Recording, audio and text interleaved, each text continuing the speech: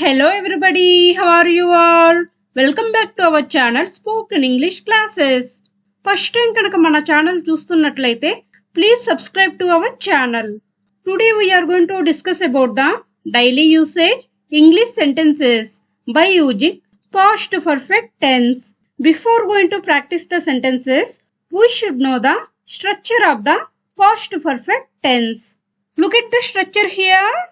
Subject plus had plus V3 plus simple past action. Here subject means I, we, you, they, he, she, it. Plus had means helping verb. V3 means verb yokka third form. Here simple past action means gatanlo jarigina pani. Simple ga cheppalante V2 verb yokka second form. Or subject plus had plus V3 plus object or complement, subject plus V2 plus object or complement. Or I, we, you, they, he, she, it plus had plus V3 plus object or complement. Past perfect tense ni ఏ సందర్భాల్లో ఉపయోగించవచ్చో ఇప్పుడు చూద్దాం. First one, if two actions happened in the past, it may be necessary to show which action happened earlier than the other. Past perfect tense ని ముఖ్యంగా గతించిన కాలంలో లేదా గడిచిపోయిన కాలంలో ఒక పని మొదలవడానికి ముందు మరో పని చేయడం పూర్తి అయినది అని తెలుపుటకు వాడతారు.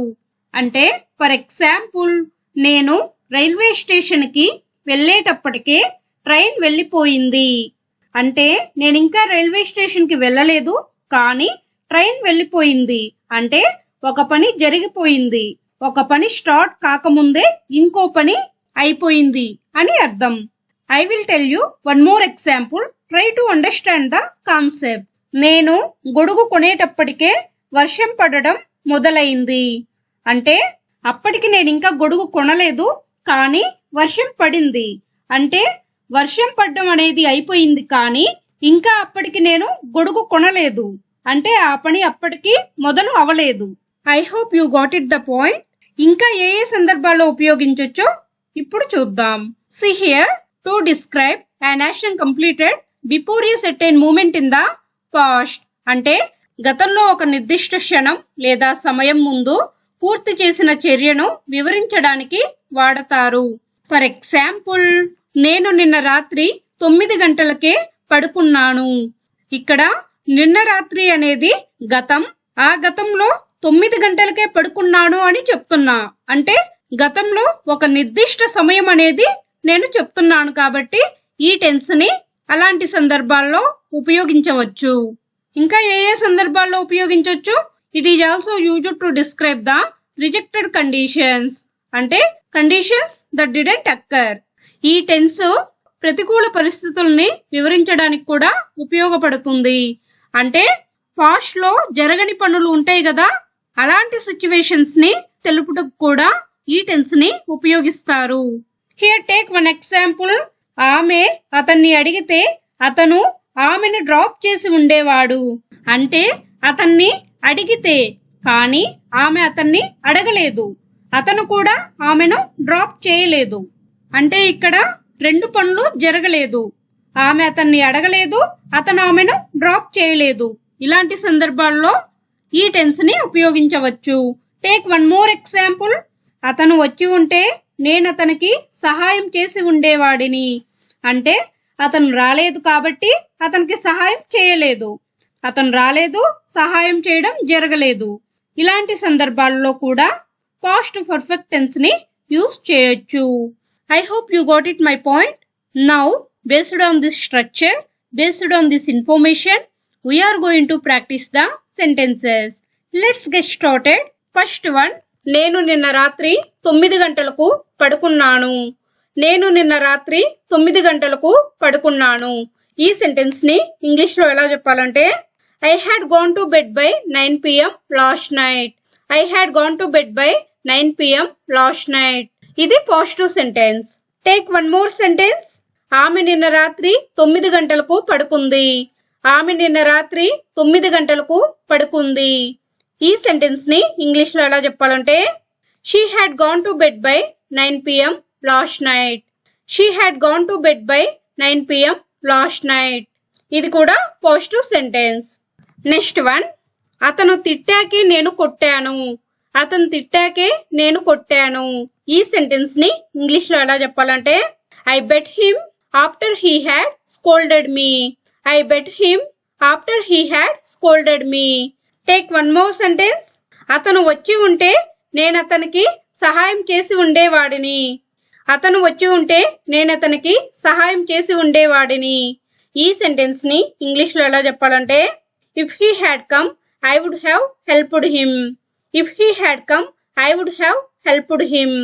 ఇవి పాజిటివ్ సెంటెన్సెస్. నెక్స్ట్ వన్, అతిథులు వచ్చేలోపు ఆమె వంట పూర్తి చేయలేదు. అతిథులు వచ్చేలోపు ఆమె వంట పూర్తి చేయలేదు. ఈ సెంటెన్స్ ని ఇంగ్లీష్ లో ఎలా చెప్పాలంటే she had not completed cooking before the guests arrived. She had not completed cooking before the guests arrived. ఇది negative sentence. Take one more example. అప్పటికి పిల్లలు నిద్రపోలేదు. అప్పటికి పిల్లలు నిద్రపోలేదు. ఈ సెంటెన్స్ ని ఇంగ్లీష్ లో ఎలా చెప్పాలంటే the children had not slept by then.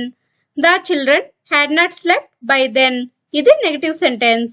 Next one, మీరు థియేటర్ కు చేరుకున్నప్పుడు ప్రదర్శన లేదా సినిమా ప్రారంభమైందా. మీరు థియేటర్ కు చేరుకున్నప్పుడు ప్రదర్శన లేదా సినిమా ప్రారంభమైందా.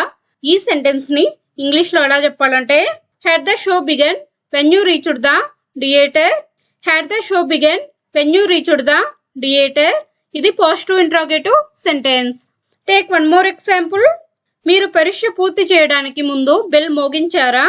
మీరు పరీక్ష పూర్తి చేయడానికి ముందు బెల్ మోగించారా. ఈ సెంటెన్స్ ని ఇంగ్లీష్ లో ఎలా చెప్పాలంటే had the bell rung before you completed the exam. Had the bell rung before you completed the exam. ఇది కూడా positive interrogative sentence. Next one, అతిథులు రాకముందే ఆమె వంట పూర్తి చేయలేదా. అతిథులు రాకముందే ఆమె వంట పూర్తి చేయలేదా. ఈ సెంటెన్స్ ని ఇంగ్లీష్ లో ఎలా చెప్పాలంటే hadn't she completed cooking before the guests arrived. Hadn't she completed cooking before the guests arrived. ఇది negative interrogative sentence. Take one more example. అప్పటికి పిల్లలు నిద్రపోలేదా. అప్పటికి పిల్లలు నిద్రపోలేదా. ఈ సెంటెన్స్ ని ఇంగ్లీష్ లో ఎలా చెప్పాలంటే hadn't the children slept by then. Hadn't the children slept by then. ఇది negative interrogative sentence. Next one, నేను మిమ్మల్ని అడక్క ముందే సమస్య ఎందుకు చెప్పలేదు. నేను మిమ్మల్ని అడక్క ముందే సమస్య ఎందుకు చెప్పలేదు. ఈ సెంటెన్స్ ని ఇంగ్లీష్ లో ఎలా చెప్పాలంటే why hadn't you told me the problem before I asked you. Why hadn't you told me the problem before I asked you. ఇది interrogative sentence. Take one more example. వారు ఎప్పుడు వెళ్ళిపోయారు. వారు ఎప్పుడు వెళ్ళిపోయారు. ఈ సెంటెన్స్ ని ఇంగ్లీష్ లో ఎలా చెప్పాలంటే when had they left. When had they left. ఇది interrogative sentence. Next one, that's it for today. If you like the video, please like, share and subscribe to my channel for more videos. Thanks for watching. We will meet in next class. Thank you.